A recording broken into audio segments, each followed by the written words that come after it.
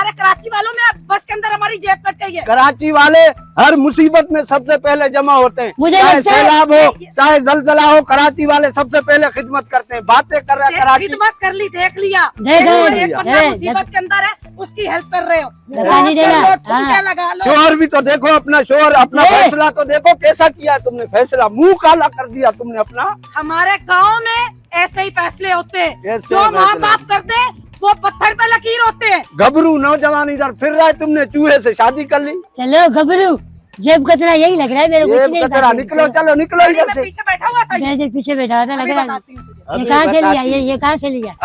अभी भीख मांग रहे थे, अभी बदमाश बन गए तुम लोग, है बदमाशी की क्या बात है? क्या बात। आपसे तरीके से बात की कि रहीम यार खान जाना, हमारे पास किराया नहीं है। चलो थोड़े मैं से तुम्हें मदद- अड्डे पे रहीम यार खान के गाड़ी में बिठाता हूँ, आओ। नहीं, आओ, हम गाड़ी में आओ, नहीं जा रहे, आप पैसे दे दो। नहीं, अगर आओ दे ना सकते फिर। हो तो।